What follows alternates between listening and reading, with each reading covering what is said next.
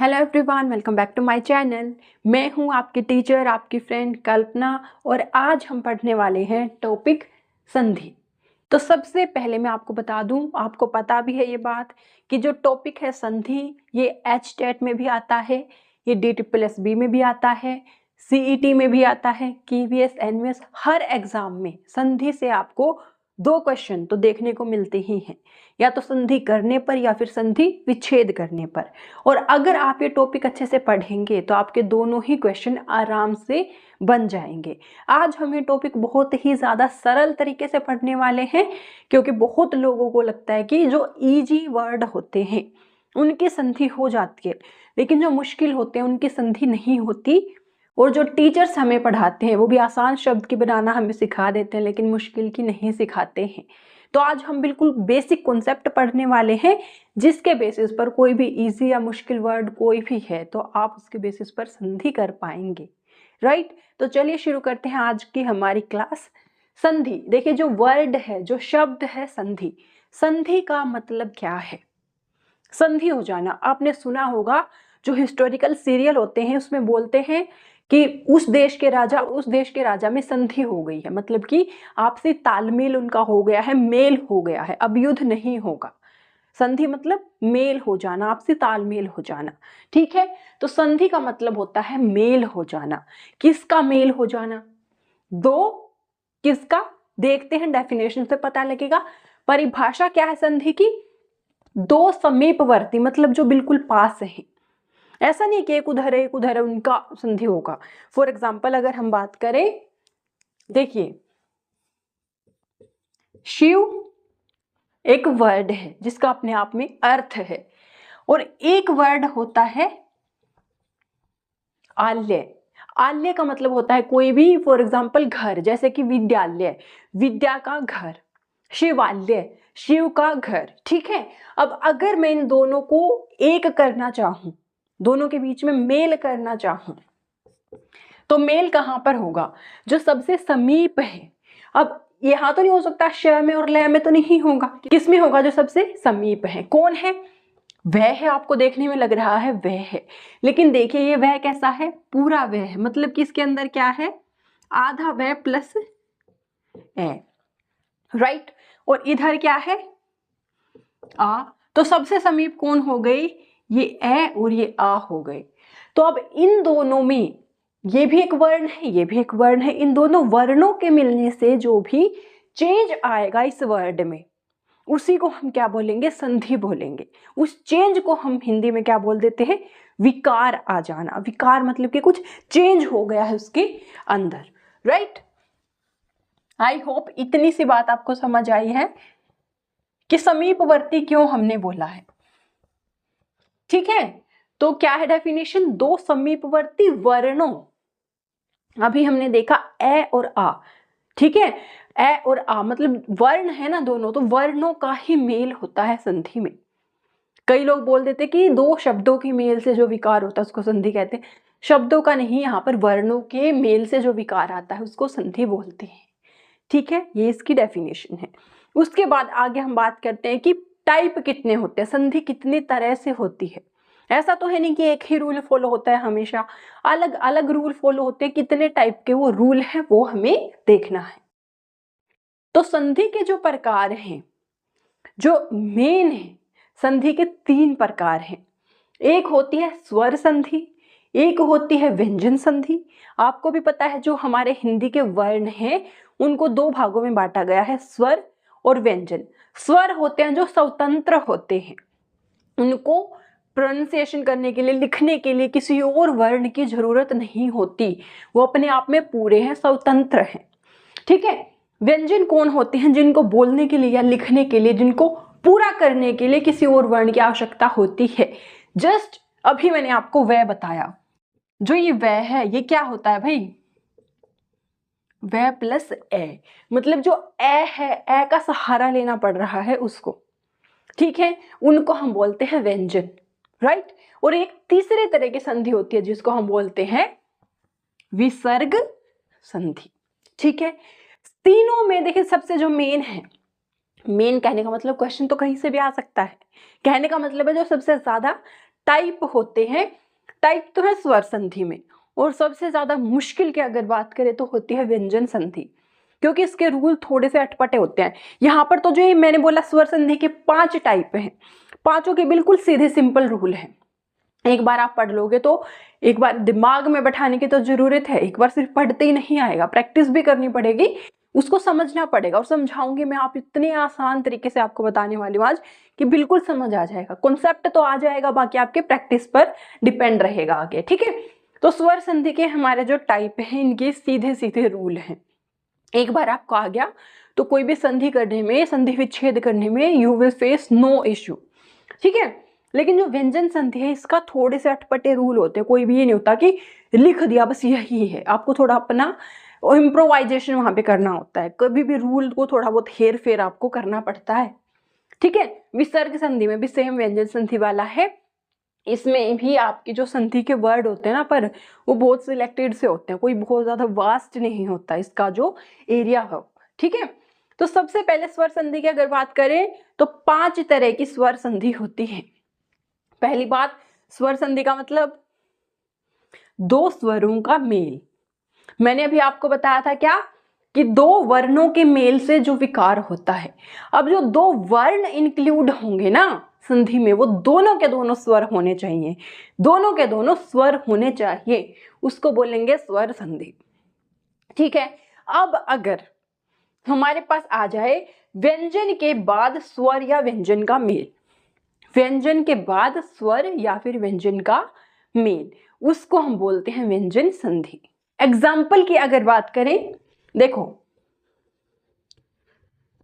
जगत प्लस नाथ। जगत का मतलब पूरा संसार, नाथ कौन होता है, उसका सर्वे सर्वा, जो उसका हेड होता है उसको हम नाथ बोल देते हैं। अब देखिए यहाँ पर पूरा तय नहीं है, पूरा तय अगर होता तो उसके पीछे ए आ रहा होता, ठीक है, लेकिन यहाँ पर है आधा तय, मतलब कौन, व्यंजन। ए नहीं है, स्वर नहीं है, कौन है, व्यंजन। और व्यंजन के बाद भी कौन आ रहा है, न, व्यंजन ही आ रहा है। और यहाँ पर तो ना अगर स्वर भी होता, कंडीशन क्या है व्यंजन संधि होने के लिए, सिर्फ यहाँ पर आगे की तरफ व्यंजन होना चाहिए, पीछे चाहे स्वर है चाहे व्यंजन है, तो वो होगी क्या, व्यंजन संधि होगी, ठीक है। तो इसका जो रूल है वो मैं आगे बताऊंगी, बाकी आपको पता भी है। इसका क्या हो जाता है, जगन्नाथ, ये होती है व्यंजन संधि। विसर्ग संधि की अगर बात करें तो क्या होगा, बताओ, सोचो आप क्या होगा। यहां पर आपके पास विसर्ग आता है, ठीक है, और वो आता है हलन, जैसे कि क्या होगा आपका, नमः प्लस कार, क्या हो जाएगा मिलके ये, नमस्कार, ये क्या हो जाएगा आपका विसर्ग संधि हो जाएगा। अब हम इन डिटेल सबसे पहले पढ़ने वाले हैं स्वर संधि। टाइप्स क्या क्या है, दीर्घ संधि, दीर्घ का मतलब क्या होता है, बड़ा। उसके बाद है गुण संधि, गुण मतलब गुण आएगा उसके अंदर, गुण मतलब मात्रा आएगी। वृद्धि संधि, वृद्धि क्या, अब देखिए गुण आ गया मतलब मात्रा आ गई, मात्रा में बढ़ जाना, हम बोलते हैं ना छोटे ऊ की मात्रा बड़े ऊ की मात्रा, बड़ा हो गया, छोटे से बड़ा हो गया, उसमें वृद्धि हो गई, ठीक है। यण संधि, यण संधि का एक रूल है जो मैंने ही अपनी तरफ से बना रखा है, यवर नाम से, यह है ना, यह से यवर, इसके बेसिस पर मैं आपको समझाऊंगी। नेक्स्ट है अयादि संधि। तो ये 5 आज हम बहुत अच्छे से डिटेल में पढ़ने वाले हैं। आप अगर एक बार ये वीडियो पूरा देखोगे तो दोबारा आपको संधि की टेंशन नहीं लेनी पड़ेगी। तो सबसे पहले हम देखते हैं स्वर संधि का पहला भाग, जो कि है दीर्घ संधि। आप सबको पता है, इतनी हिंदी हम सबको आती है कि दीर्घ का मतलब होता है बड़ा। बड़ा मतलब आप सबको पता है कि स्वर में हमारे पास 3 तरह की मात्रा होती हैं जो बेसिक हैं, आ, ई और उ, ठीक है। ये 3 मात्राएं हमारे पास, एक छोटा आ होता है, एक बड़ा आ होता है, छोटी ई बड़ी ई, छोटा उ बड़ा उ। तो इन सब में जो बड़ा है, जो दीर्घ है, उसी के बारे में ये संधि बात करती है। आपको यहाँ पर सीधे सीधे याद रखना है कि जहां पर आपको दीर्घ संधि का नाम आता है वहां पर कौन आएगा, दीर्घ मतलब बड़ा, कौन, आ, बड़ी ई एंड बड़ा, ये वाली चीजें हमारे पास आएंगी। और आएंगी कैसे, देखो भाई, अगर आपके पास छोटा ए या फिर बड़ा आ, ए या फिर आ, और उसका मेल किससे हो जाए, ए फिर आ से ही हो जाए। देखो इधर चाहे ए है, ठीक है, और चाहे इधर भी ए है, अगर दोनों तरफ छोटा ए है तब भी मिलके बड़ा आ ही होगा। अगर इस तरफ छोटा ए है, इस तरफ बड़ा आ है, तो भी मिलके बड़ा आ ही होगा। अगर इस तरफ बड़ा आ है, इस तरफ छोटा ए है, तब भी हमारे पास मिलके आ ही होगा। अगर यहाँ पे बड़ा आ है, यहाँ पर बड़ा आ है, तो भी मिलकर आ ही होगा। ठीक है, सिंपल सी बात है कि मिलने के बाद बनना बड़ा ही है, तभी तो उसको दीर्घ बोला है। ठीक है, और इधर दोनों तरफ हमारे पास क्या होना चाहिए, सेम जाति, मतलब कि एक ही जाति का स्वर होना चाहिए। ऐसा नहीं होना चाहिए इधर ए है और इधर ई हो जाए, वो दूसरे तरह की संधि हो जाएगी। दीर्घ में सिर्फ क्या होता है, इधर ए है, इधर भी ए या आ, दोनों भाई में से ही कोई होगा, उधर मिलके बड़ा हो जाना है। एग्जाम्पल की अगर बात करें, इन तीनों के बेसिस पर भी देखो, अगर इधर छोटा ऊ है, इधर भी छोटा ऊ है, तो मिलके बड़ा ऊ हो जाएगा। अगर इधर छोटा ऊ है, इधर बड़ा ऊ है, तो मिलके बड़ा ऊ हो जाएगा। अगर इधर बड़ा ऊ है, इधर छोटा ऊ है, तो मिलके बड़ा ऊ है, इधर भी बड़ा ऊ है, तो बड़ा ऊ ही रहेगा। ठीक है, इसको हम बोलते हैं दीर्घ संधि, मतलब कि बड़ा स्वर बन जाना। कौन से में, आ, बड़ी ई, बड़ा ऊ, ये तीन आपको याद रखने हैं। दीर्घ संधि में सिर्फ इन तीनों का ही रूल आपको होता है, ये तीनों ही हीरो है यहाँ पे, तीन ही आपको याद रखने हैं। किसी भी वर्ड में अगर आपको कभी भी इन तीनों में से किसी की साउंड आती है, तो जहां पर वो साउंड आ रही है आप वहां पे उसको ब्रेक करेंगे और देखेंगे। ठीक है, जैसे अभी मैंने आपको एग्जांपल दिया था, अगर हम बात किसके करें, उदाहरण, हमने पहला ही जो एग्जांपल डिस्कस किया है, शिव प्लस आल्य, इधर क्या है, इसके अंदर समाहित है कौन, छोटा है, इधर क्या हो जाता है, बड़ा आ। तो जो समीपवर्ती वर्ण है वो कौन है, ए है और बड़ा आ है, मतलब एक ही जाति के हैं दोनों, एक छोटा है एक बड़ा है, तो मिलके कौन हो जाएगा, बड़ा आ हो जाएगा। इस संधि को हम बोलेंगे दीर्घ संधि। मिलके क्या हो जाएगा, देखिए ये आगे क्या है, शी, और इसके अंदर छोटा वे, उसके ऊपर कोई असर नहीं, ये तो एज इट इज है। ठीक है, इसकी जगह देखिए मैं आपको और ज्यादा डिटेल में बता देती हूँ, ये क्या है, यहां पर ऐसे हम इसको लिख सकते हैं, प्लस आल्य, इधर से ये एज इट इज रहेगा क्योंकि समीपवर्ती का खेल होना है, बाकी सब ऐसे ही रहेगा। इधर से ये ऐसे ही रहेगा, सिर्फ इनका यहाँ पर क्या हो रहा है, मेल हो रहा है, तो इन दोनों की जगह मिलके क्या आ जाएगा, बड़ा आ जाएगा। मतलब यहाँ पर क्या आ जाएगा, बड़ा आ, और इधर ले, ये तो ऐसा का ऐसा रहेगा ही रहेगा, और ये इसके अंदर ऐड होना है इस तरह से। तो देखो वै प्लस ए क्या होता है, पूरा वै, और वै प्लस आ क्या हो जाएगा, वाह। तो यहाँ पे क्या हो जाएगा हमारे पास, शिवाल्य। ये क्या हो जाएगा हमारा संधि विच्छेद, इस तरह से, सॉरी संधि। और अगर संधि विच्छेद करना हो तो इस पूरे प्रोसेस से आपको समझ ही आ गया होगा। हम सबको इतनी हिंदी आती है कि हम कोई भी वर्ड पढ़ के उसको ये हम समझ सकते हैं कि इसमें से कौन से दो बेसिक वर्ड निकल रहे हैं। जैसे शिवालय में पढ़ते ही हमें समझ आ रहा है, एक तो शिव निकलेगा, एक आल्य निकलेगा, तो उनको अलग अलग करना होगा। शिव और आल्य अगर अलग करना है तो यहाँ कहीं से ब्रेक करना होगा हमें, शिव तभी अलग निकलेगा। ठीक है, फिर हम यहाँ पे देखेंगे कि मात्रा आ रही है आ की, मात्रा क्या है, आ, बड़ी मात्रा आ रही है, मतलब कि यहाँ पर कौन सी संधि हुई होगी, दीर्घ संधि हुई होगी। तो इस तरह से हम उसका संधि विच्छेद भी कर सकते हैं। तो आपको इतना समझना है कि दीर्घ में आपको सिर्फ ये तीन चीजें याद रखनी है, उसके अलावा हम और भी ज्यादा एग्जाम्पल्स की बात कर लेते हैं। तो हमारे पास दीर्घ संधि के आगे और एग्जाम्पल हो जाते हैं, ये आप मुझे बताएंगे, पहले आप सोल्व करेंगे, उसके बाद मैं आपको बताऊंगी। देव प्लस अंत, देखिए यहां पर कौन आ रहा है, अ प्लस अ, तो अ प्लस ए हो क्या हो जाएगा, बड़ा आ हो जाएगा, तो क्या हो जाएगा, देवांत। ठीक है, ये बिंदी ऐसे रहेगी, ता ऐसे रहेगा, वा ऐसे रहेगा, सिर्फ क्या हो जाएगा, आ हो जाएगा। वो आ वे के साथ मात्रा में ही इंक्लूड हो जाएगा।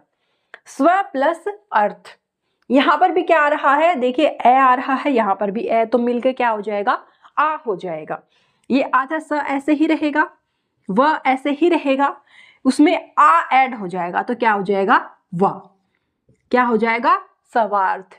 वहीं पर अगर ये अर्थी होता तो क्या हो जाता, यहाँ पर सवार्थी हो जाता। ठीक है, पीछे वाला जैसे है वैसे ही रहेगा, क्योंकि उसमें कोई भी समीपवर्ती नहीं है, तो कोई भी विकार नहीं आएगा। उसके बाद हमारे पास ये तो ए आ वाला रूल है, ये वाला, ये इस पे आ जाते हैं हम, ई के ऊपर आ जाते हैं। देखिए या तो छोटी ई है या बड़ी ई है, दोनों तरफ, या तो दोनों तरफ छोटी छोटी या बड़ी बड़ी है, छोटी बड़ी है, कैसे भी हो मिलके उन्हें बड़ी ई ही बनना है, तभी तो वो दीर्घ होगा। ठीक है, यहाँ पर एग्जाम्पल है रवि, देखिए कौन सी ई की मात्रा है, छोटी ई की मात्रा है, ये क्या है, इंद्र, यहाँ भी छोटी ई है, रवि प्लस इंद्र, दो छोटी ई मिलके क्या हो जाएगी, बड़ी ई बन जाएगी। बड़ी ई जो होता है उसकी मात्रा कहां से जाती है, पीछे से जाती है, तो क्या हो जाएगा, देखो र और व, र और व कैसा है, क्योंकि उसमें से मात्रा तो निकाल दी हमने, मात्रा के साथ ही तो ये पूरा था, मात्रा निकाल दी तो ये रह गया हमारा आधा व। ठीक है, और छोटी ई और छोटी ई मिलके क्या होगी, बड़ी ई। अब वो बड़ी ई वापस से इसमें लग जाएगी पीछे ऐसे, और ये फिर से पूरा हो जाएगा। तो इसको कैसे लिखेंगे, इस तरह से। ठीक है, और ये क्या है, छोटा न और द्र, ये हमारा ऐसे कैसे रहेगा, रविंद्र, ये ऐसे हो जाएगा। ठीक है, उसके बाद आगे वाला करें, कवि प्लस ईश्वर, यहां पर क्या है, छोटी ई की मात्रा है आगे और पीछे है बड़ी ई, चाहे कुछ भी हो मिलके दोनों में बड़ी ई ही बनना है, तो क्या हो जाएगा हमारे पास, कवीश्वर, कैसी मात्रा आएगी, ई की बड़ी, मतलब पीछे से, कवीश्वर। ठीक है, इस तरह से। नेक्स्ट हमारे पास रूल आ जाता है ऊ वाला, ऊ का रूल क्या है, धातु प्लस उष्मा। देखिए ऊपर वाली मात्रा मतलब छोटे ऊ की मात्रा है, यहां भी छोटा ऊ है, छोटा ऊ प्लस छोटा ऊ मिलके बड़ा ऊ बनेगा, बड़े ऊ की मात्रा नीचे की तरफ घूमेगी। ठीक है, क्या हो जाएगा ये, धातुष्मा, क्या हो जाएगा, धातुष्मा। इधर क्या हो जाएगा, सु प्लस उक्ति, कैसी है ये, छोटे ऊ की मात्रा है, ये भी कैसा है, छोटा ऊ है, मिलके क्या हो जाएंगे, बड़ा ऊ हो जाएंगे। कैसे लिखेंगे भाई, सैप्य भी मात्रा क्या है, छोटा ऊ, फिर क्या हो जाएगी, बड़ा ऊ, और इधर क्या है, जो ये वाला पोर्शन है ये कैसा रहेगा, कोई विकार नहीं आएगा, एज इट इज, सुक्ति, इस तरह से लिखेंगे। आई होप आपको जो दीर्घ संधि है ये समझ आ गया है। सिर्फ 3 बातें याद रखनी है, ए बड़ा आ हो जाएगा, ई बड़ी ई हो जाएगी, ऊ बड़ा ऊ हो जाएगा। कब, जब दोनों तरफ एक ही जाति का वर्ण होगा, ए ई और ऊ में से, राइट। अब हम आगे बढ़ते हैं हमारे दूसरी स्वर संधि की तरफ, जो कि है गुण संधि। पर उससे पहले इसी में से मैं आपको संधि विच्छेद का तरीका बता दूं। अगर आपको किसी भी वर्ड में बड़ा आ, बड़ी ई या बड़ा ऊ दिख रहा है तो 100% वहां पर, 100 नहीं तो 99% चांसेस हैं कि दीर्घ संधि वहां पर है। 100% श्योर करने के लिए आप क्या करेंगे, जहां पर भी आपको दिख रहा है मात्रा आ की, ऊ की या ई की, बड़े वाले की, वहीं से आप उस वर्ड को ब्रेक करेंगे।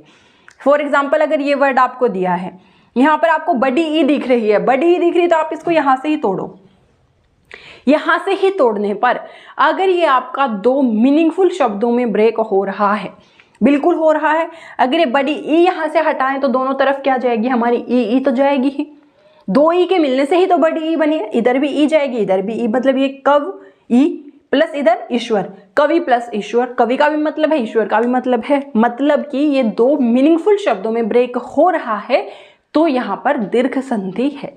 इस तरह से आप यहाँ से संधि विच्छेद भी कर सकते हैं। तो देखिए जैसे मैंने आपको बताया कि गुण, जो गुण संधि है, गुण का मतलब होता है मात्रा। कौन सी मात्रा, बड़े आ, बड़ी ई, बड़ी ऊ हमारी पीछे खत्म हो चुकी है, कहाँ पर, वृद्धि संधि में। अब कौन सी मात्रा आएंगी हमारे पास स्वर में, और कौन सी मात्रा होती है, ए की मात्रा, ओ की मात्रा, ऐ की मात्रा, औ की मात्रा। ठीक है, लेकिन आपको पता है सेकंड संधि है गुण संधि, उसके बाद थर्ड संधि हमारे पास वृद्धि संधि भी आती है। वृद्धि में मतलब बढ़ेगा, तो जो ऐ की मात्रा है वो बाद में आएगी, जो औ की मात्रा है वो बाद में आएगी।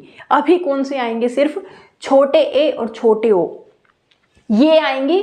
बाद में इनमें वृद्धि भी होगी, मतलब कि ये ए से आए, ओ से औ भी होगा। आपको स्टेप बाय स्टेप ही ये याद रखनी है। पहले आप दीर्घ संधि याद रखेंगे, फिर गुण संधि, गुण संधि में मात्रा आएंगी ए की और ओ की, उसके बाद वृद्धि संधि होगी जिसमें आए और औ आएगा। ठीक है, तो यहां पर भी आपको 3 चीजें याद रखनी है। पहली बात कि गुण संधि में और वृद्धि संधि में दोनों में ही जो शुरुआती वर्ण है वो आपका या तो ए होगा या आ होगा। गुण में भी और वृद्धि में भी या तो ए होगा या आ होगा, ये आपको याद रखना है। ठीक है, अब गुण में आपके पास फिर से 3 मात्राएं आती हैं। अगर ये शुरुआती ए या आ, इसके बाद ई का जाति का वर्ण है, छोटी ई है या बड़ी ई है, ई आ जाती है तो हो जाएगा ए की मात्रा देगा। वहां पर ए की मात्रा कैसे देगा? ऐसे, एक मात्रा आएगी ऊपर। ठीक है, अगर ए के बाद ऊ की जाति का वर्ण है, छोटा ऊ या बड़ा ऊ, तो वो ओ की मात्रा देगा। कैसे? इस तरह से। ठीक है, अगर आपके पास ए या आ के बाद री आ जाता है, ऋषि वाला री आ जाता है, तो वो अर की साउंड देगा। ये ए भी समाहित हो जाएगा वहां पर। ठीक है, ये ए तो हमारे आगे समाहित हो जाएगा, और जो ये छोटा र है, ये आपको जो ऊपर इस तरह से हम मात्रा लगा देते हैं, जो र की साउंड देती है, उसके रूप में दिखेगा। तो ये 3 मात्राएं जहां आपको दिखती हैं, ए की, ओ की या ये र, तो वहां पर आपकी गुण संधि होती है। इसके हम एग्जाम्पल देख लेते हैं, क्योंकि ये संधि ऐसे समझना थोड़ा सा मुश्किल है, दीर्घ की बजाय इसके एग्जाम्पल से आपको ये बेटर समझ आएगा। देखिए, अगर हमारे पास 2 वर्ड हैं, रमा प्लस ईश। रमा जनरली हमारा क्या होता है? फीमेल का नेम होता है, और ईश होता है मतलब ईश्वर, उसका थोड़ा सा मेल वर्जन हम कर देते हैं, तो इससे हमारा मेल का नाम बन जाता है, रमेश बन जाता है। पर कैसे बन जाता है भाई? रमा और ईश से मिलके रमेश, वो हम देखते हैं। देखिए यहां पर क्या है हमारे पास? रमा। रमा में र तो समीपवर्ती है नहीं, तो ऐसा कैसा आएगा? ये माँ को हम कैसे लिख सकते हैं? यह है आधा मैं प्लस आ, ऐसे ही तो लिख सकते हैं। मतलब कि ये क्या है? ऐसे है। ठीक है, उसके बाद ये क्या है? ईश है। अब जो समीपवर्ती 2 वर्ण आ रही हैं वो क्या है? ये है। तो हमारा बाकी तो एज इट इज लिखा रहेगा। आ और ई हमने पीछे वाली संधि में क्या देखा था? दीर्घ में अगर एक ही जाति के हैं दोनों तरफ तो बड़ा बन जाएगा, लेकिन यहाँ पर तो जाति अलग है, ये ए की जाति का है, ये ई की जाति का है, तो हमारी क्या हो जाएगी? संधि गुण संधि हो जाएगी, मात्रा आएगी। आ के बाद अगर ई है, चाहे छोटा चाहे बड़ा, तो मात्रा एक ही हो जाती है। तो हमारे पास यहाँ पर क्या हो जाएगा? ये आ जाएगा छोटे वाला, बड़े वाला नहीं, ये आ जाएगा। ठीक है, plus is as it is रहेगा। अच्छा एक सेकेंड, ईश नहीं श, क्योंकि ई तो उसके अंदर समाहित हो चुका है। श ऐसा कैसा रहेगा? अब ये जो आधा मैं है, अगर हम इनको मिला दें तो ये मात्रा इसके ऊपर चली जाएगी, तो ये क्या हो जाएगा? रमेश। तो ये रमा प्लस ईश क्या बन जाएगा? रमेश। आप प्रैक्टिस करोगे तो आप तो डायरेक्ट ही कर दोगे यहां से, इतने स्टेप मैं आपको सिर्फ समझाने के लिए बता रही हूं। ठीक है, तो आपको इतने सारे स्टेप नहीं करने हैं, आप तो डायरेक्ट ही करोगे, पर उसके लिए आपको थोड़ी प्रैक्टिस की जरूरत पड़ेगी। चलिए मैं इसके बाद आपको एग्जाम्पल्स देती हूँ कुछ, वो आप मुझे सोल्व करके बताएंगे कि उसकी संधि करने पर क्या बनेगा। तो देखिए आपके पास मैंने ये दिए हैं एक्सरसाइज करने के लिए। आप बताइए मुझे परम प्लस ईश्वर क्या हो जाएगा? देखिए यहाँ पर क्या है? ए है, और यहाँ पर क्या है? ई। तो ये वाला रूल हो जाएगा, ए प्लस ई मिलके ए बनाएगा, तो क्या बन जाएगा? परमेश्वर। जो ए की मात्रा है वो मैं के ऊपर चली जाएगी, ठीक है। अगर हम बात करें हित प्लस उपदेश, तो तय के अंदर ए है और बाद में क्या आ रहा है ऊ, तो ऊ आने से क्या मात्रा बनेगी, ओ की मात्रा बनेगी। ए के बाद अगर ऊ आता है तो क्या मात्रा बनती है, ओ। तो हित और ओ की मात्रा तय के ऊपर जाएगी तो हितोपदेश क्या बन जाएगा,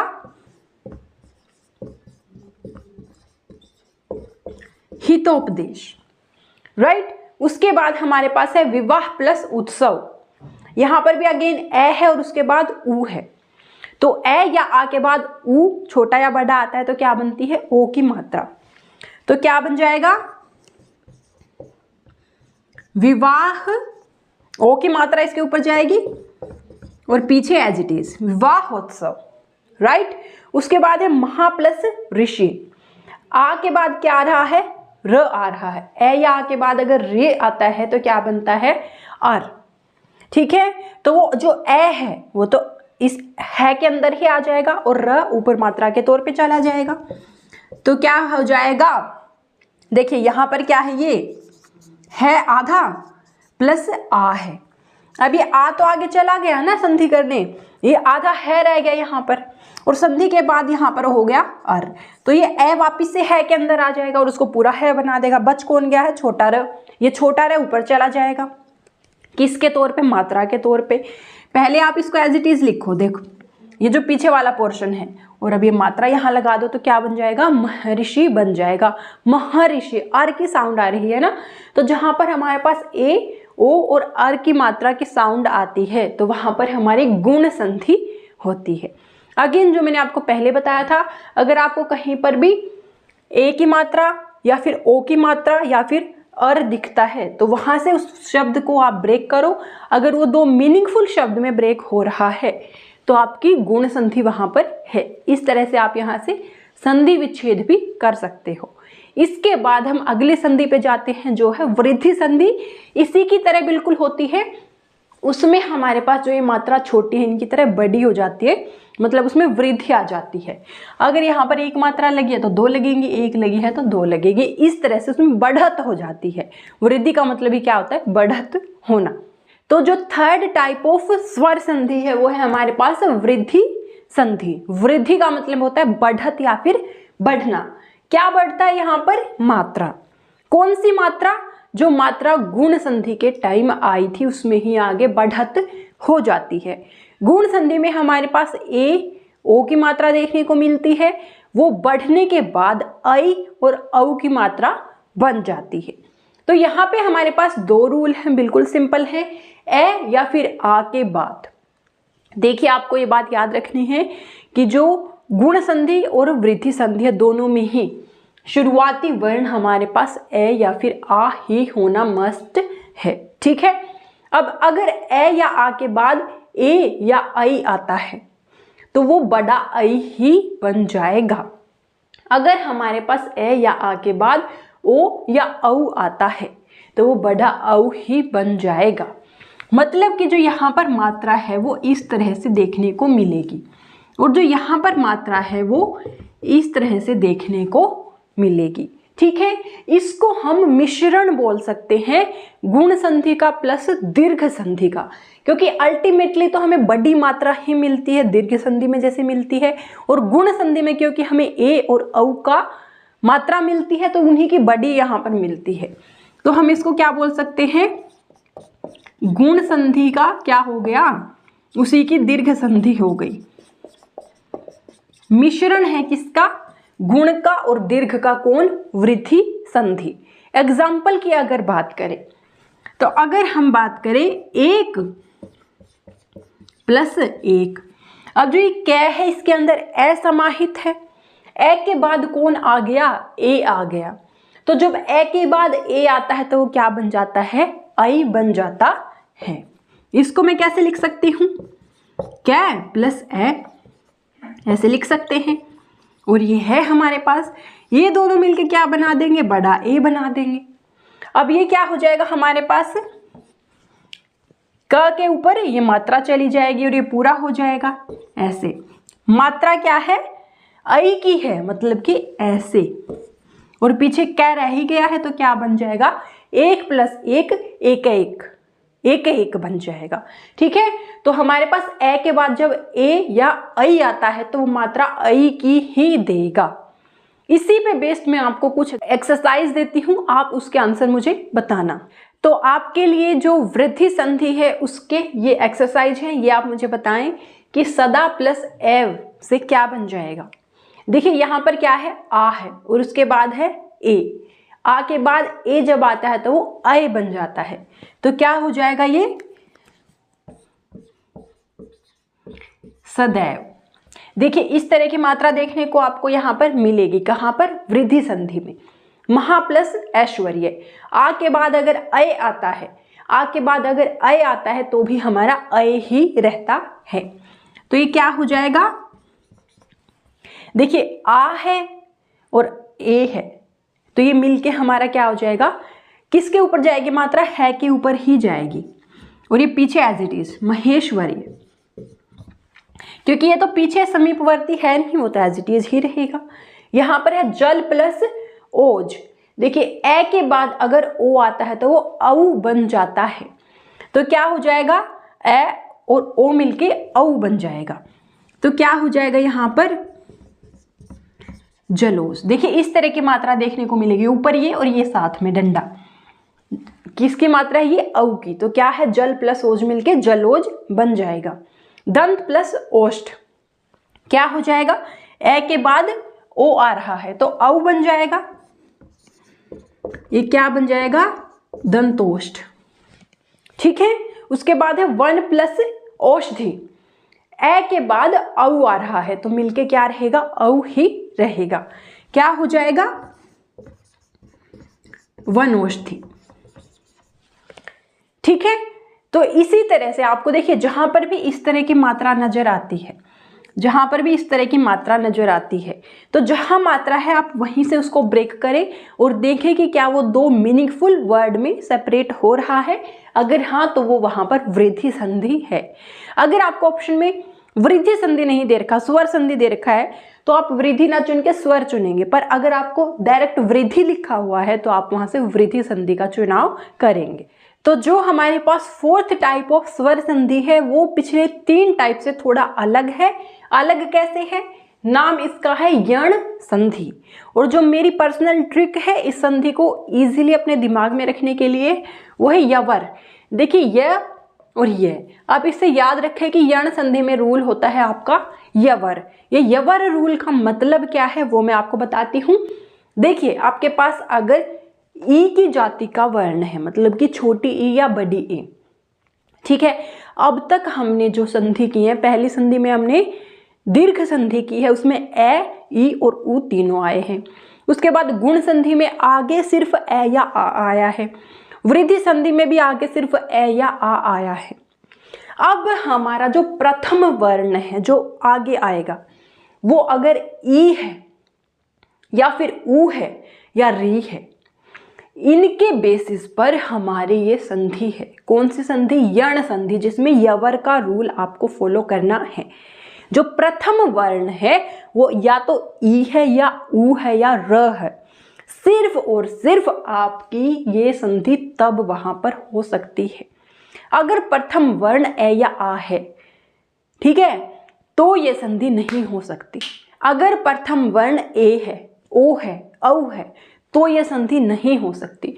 प्रथम वर्ण ई, ऊ या री में से कोई है, सिर्फ तब आपकी यण संधि वहां पर पॉसिबल है। कैसे पॉसिबल है, अगर प्रथम वर्ण ई या बड़ी ई है और उसके बाद कोई भी उससे भिन्न स्वर है, मतलब कि या तो ए, आ, ऊ, री, ए, ऐ, ओ, औ, अंग, ए, कुछ भी है, सिर्फ ई या बड़ी ई में से नहीं होना चाहिए। इसके अलावा अगर कोई भी है तो ये ई की जो मात्रा है, छोटी या बड़ी, वो किस में कन्वर्ट हो जाएगी, य में कन्वर्ट हो जाएगी। तो वो य में कन्वर्ट हो जाएगा, कौन, ये ई। और जो भी यहां पर स्वर होगा वो इस य को मात्रा प्रदान करेगा। फॉर एग्जाम्पल अगर यहां पर आ था तो ये या बन जाएगा, अगर यहां पर ओ था तो ये यो बन जाएगा, अगर यहाँ पर ऊ था तो ये यू बन जाएगा। ठीक है, सिमिलरली हमारा जो ऊ है ये व में कन्वर्ट हो जाएगा और जो भी यहाँ पर भिन्न स्वर होगा वो इस व को मात्रा प्रदान करेगा। उसके बाद जो री है ये र बन जाएगा और जो भी भिन्न स्वर होगा वो इसको मात्रा प्रदान करेगा। अगर हम इसके लिए एग्जाम्पल देखें, उदाहरण अगर हम देखें, फॉर एग्जाम्पल नी प्लस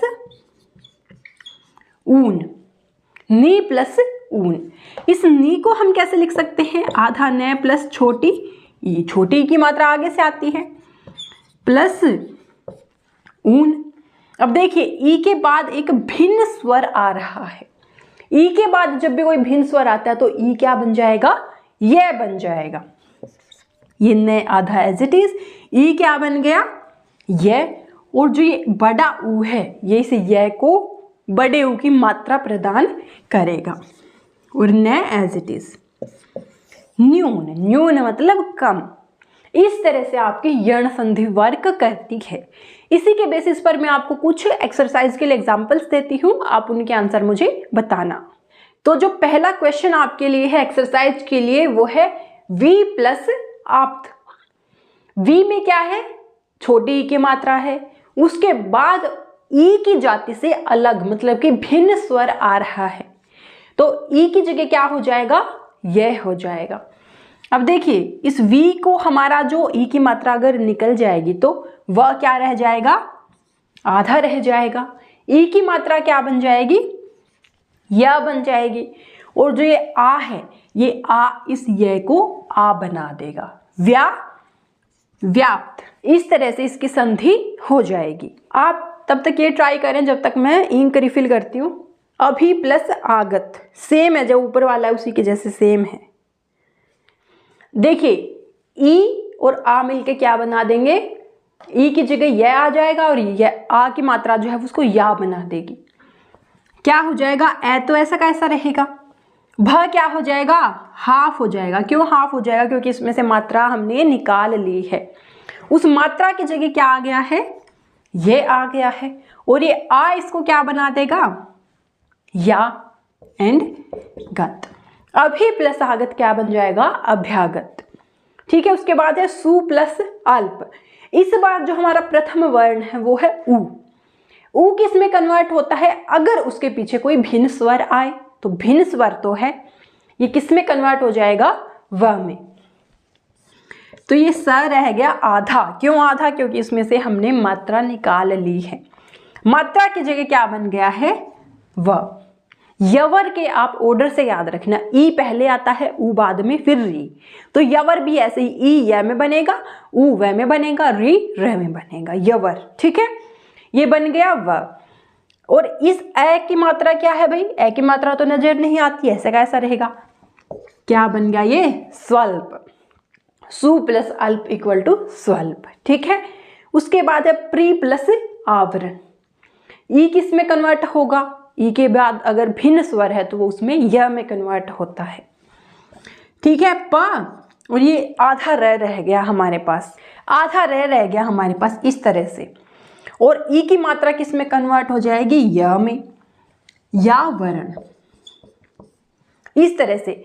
पर हम इसको यहाँ पर ऐसे कैसा लिखा नहीं छोड़ेंगे तो ये यहाँ ऊपर चला जाएगा और कैसे लिखा जाएगा? पर्यावरण, इस तरह से। ठीक है, आगे पितृ प्लस आज्ञा।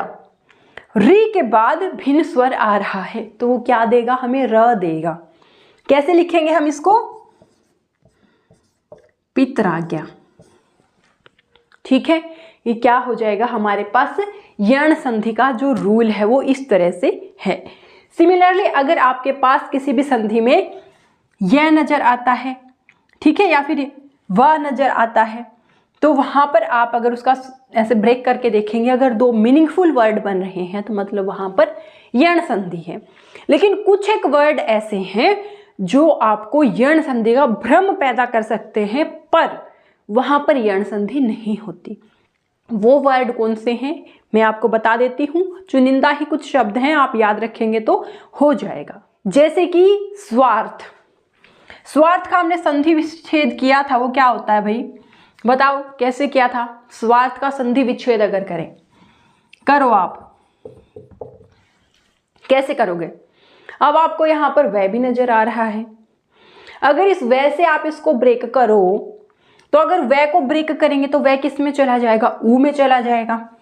मतलब आपके यहाँ पे सु लिखोगे और पीछे अर्थ, सु अर्थ। सु का मतलब तो अच्छा होता है क्या? सु अर्थ अच्छा अर्थ होता है इसका? नहीं।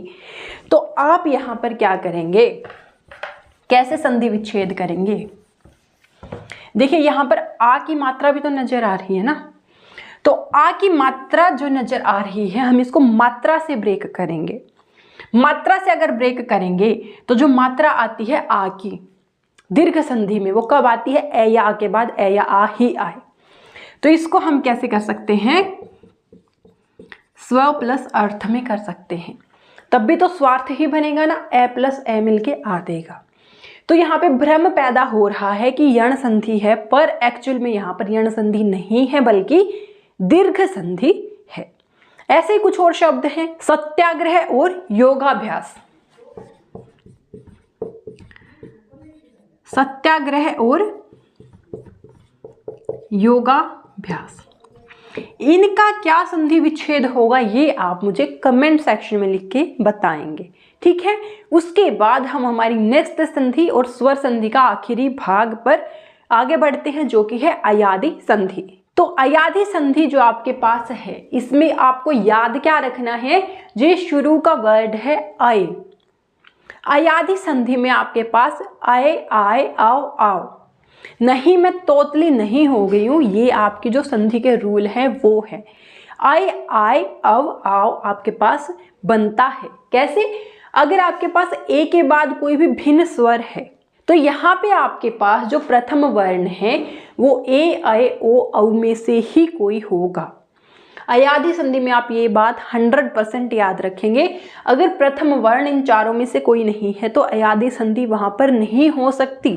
अयादि संधि होने के लिए वहां पर प्रथम वर्ण इन चारों में से ही कोई होना जरूरी है, और जो उसके बाद वाला वर्ण है वो जो प्रथम वर्ण है उससे अलग होना जरूरी है।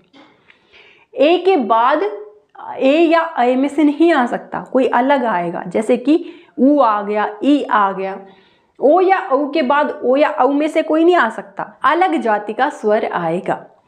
तो अगर ए के बाद कोई भिन्न स्वर है तो वो अय बन जाएगा, आई के बाद कोई भिन्न स्वर है तो वो आय बन जाएगा, ओ के बाद कोई भिन्न स्वर है तो वो अव बन जाएगा, और अगर औ के बाद कोई भिन्न स्वर है तो वो आव बन जाएगा। उदाहरण की अगर हम बात करें,